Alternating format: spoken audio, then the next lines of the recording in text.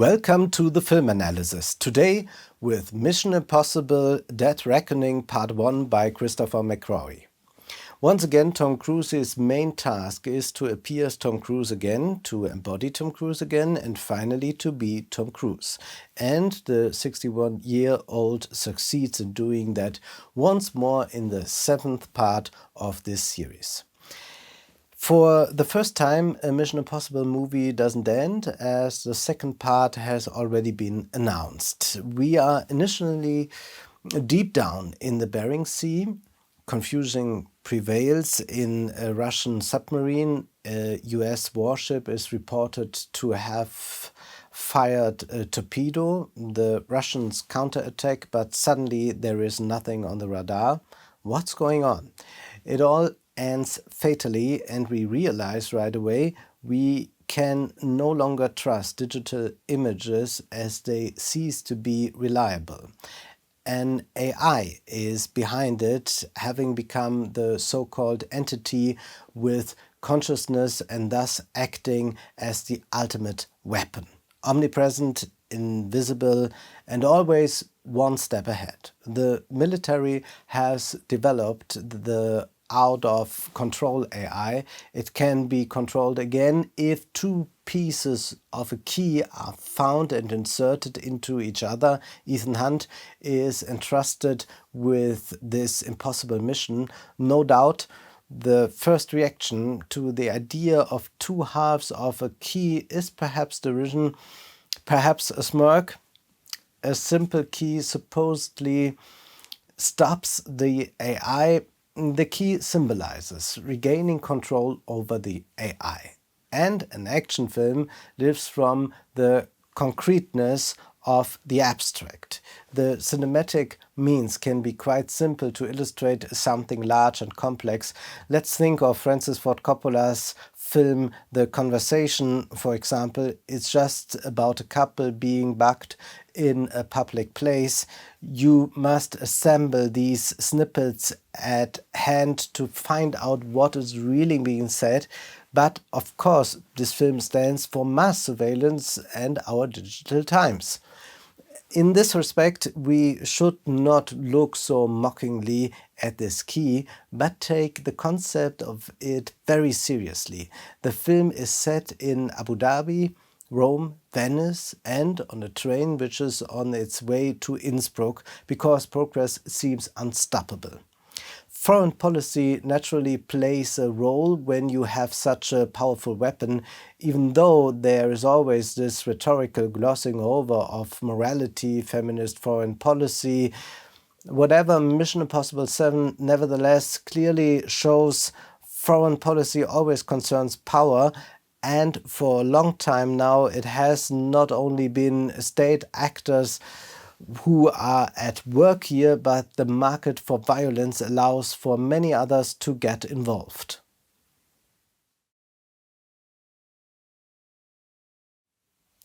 Dead Reckoning does not defend a noble mission. It's not about an ideology of the West or about power struggle.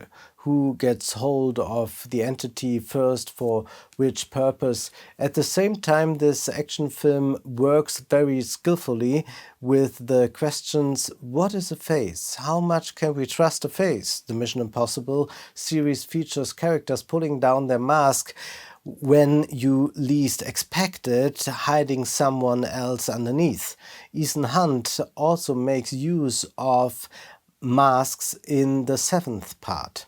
And at the same time, digital images can be manipulated, creating confusion with the truth lost on the way. And yet the film has an urge to establish authenticity using the body.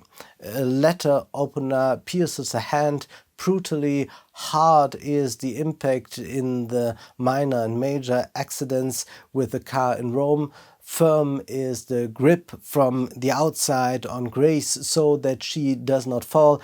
The body serves as means of authentication.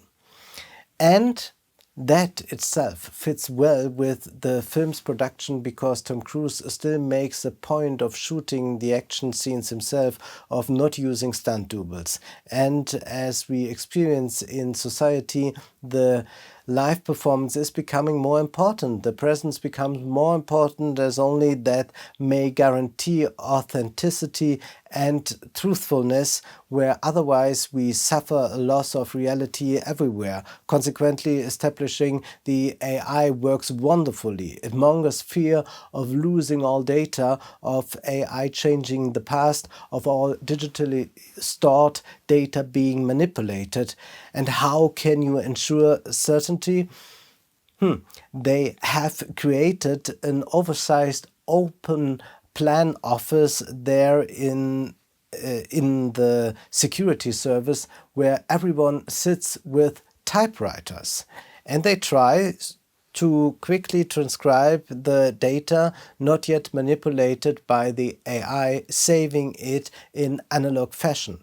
This is not mere nostalgic kitsch.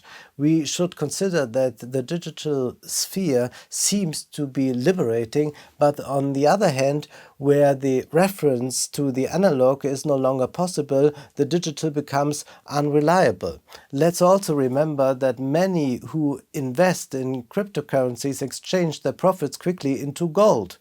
Real Bitcoin disciples store their safe key on an offline hardware wallet or even on paper. And some Bitcoin followers even recommend engraving it on a metal plate and burying it in the garden.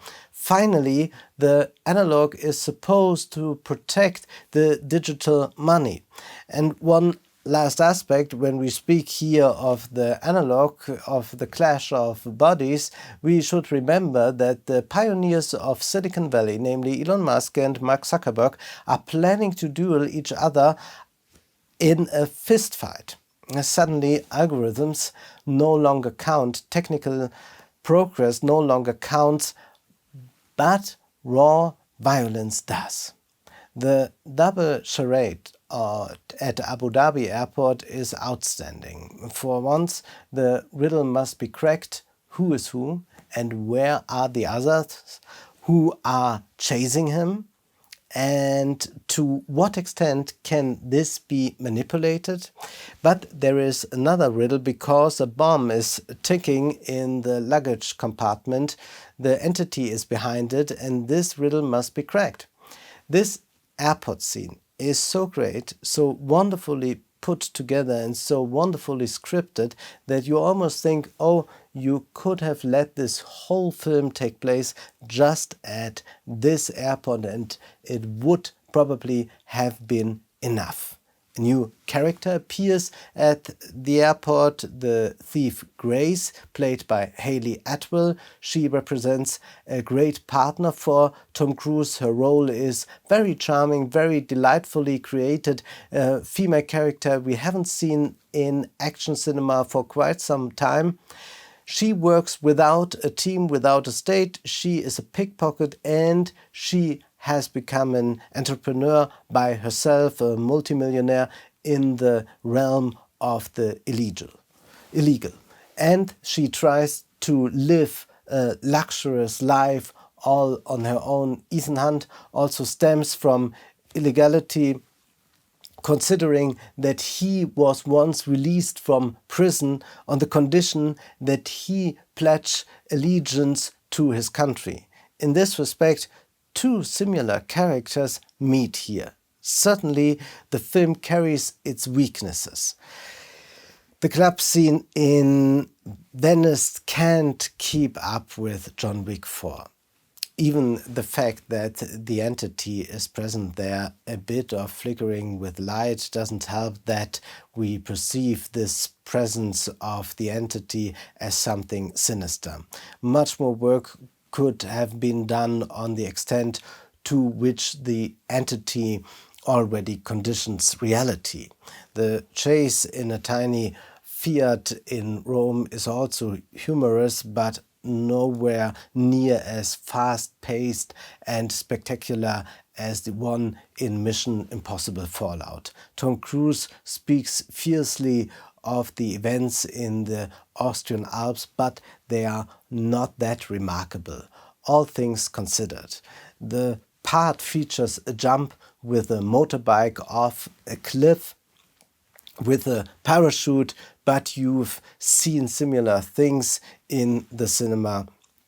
That's not what makes the film brilliant. What does is the train ride to Innsbruck. The film almost loses the protagonist Ethan Hunt for a while there. Instead, we follow Grace as she plots with a masked face to spin an intrigue.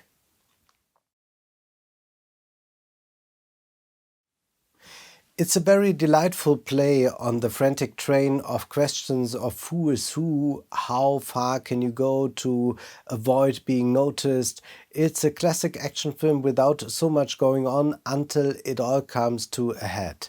A huge drawbridge is blown up, the train threatens to fall into a ravine. At the last moment, Ethan Hunt also falls from the sky, and now the question is, can the locomotive be detached from the train? Can you prevent everyone from really having to fall into this ravine? An incredible scene. The train slows down, but the situation becomes more and more dicey. The danger of falling keeps increasing. The speed slows down while accelerating at the same time, the essence of slow motion. On the one hand, they slow down the speed, but on the other hand, they let us enjoy the speed to its fullest extent. And that's what we see here. One wagon after the other rolls over the precipice. Grace and Ethan must save themselves repeatedly from one wagon into another. Technical progress can almost no longer be stopped once it starts rolling, as the scene illustrates. And it takes a feat of strength not to fall completely into the digital. What distinguishes the role of Ethan Hunt throughout the series? He is holding on somewhere, to a hotel, to a cliff, wherever, and now to the wagons. That's really the basic theme of Mission Impossible. And holding on is also what we find so difficult, that we don't slide down, that we hold on tight, that we try not to fall even further down into the digital. Mission Impossible 7 corresponds with us, even if we are not Ethan Hunt. In a way, we are every day. We too get stuck. We are at risk of falling. Even those who praise the film emphasize that the plot is harebrained. After all, the point is supposed to stage spectacular action scenes. Those wouldn't require an overpowering AI and rivaling world powers. And indeed, the threat scenario is quite simply constructed. And the geopolitical situation is not too complex either. In other words, we are not reading an article from foreign policy, but this is not the kind of knowledge a film can impart. What is wrong, however, is that the AI threat and the covetousness of states are not just a frame as it is said. Rather, we observe the continuation of this theme here in the action scenes and with cinematic means. When we have an overpowering AI, it is important to illustrate this concretely, and the train is perhaps the ideal way. The train ride shows action in its most palpable form.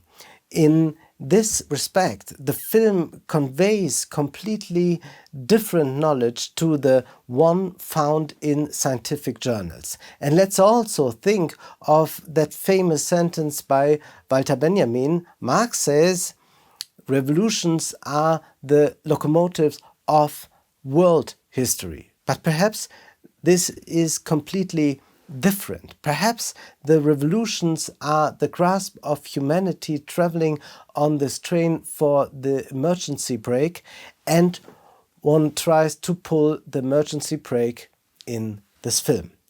And then, once again, we see the running Ethan Hunt. This Tom Cruise runs incredibly beautifully. He's not just running from his enemies. In the running, we may discover the precarious status of the subject.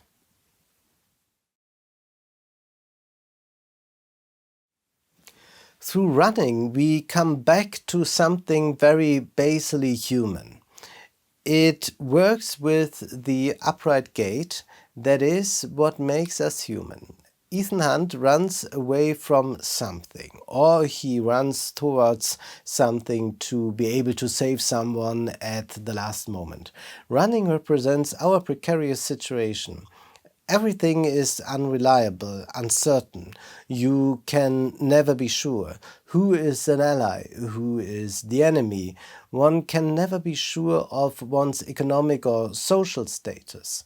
We know this running from Tom Cruise from our everyday life. Not as perfectly formed, but we know it. And that's why Mission Impossible 7 is relatable to us. That also applies to the question, are we dealing with real friendships here, the small team around Ethan Hunt, or does it rather resemble a band of misery?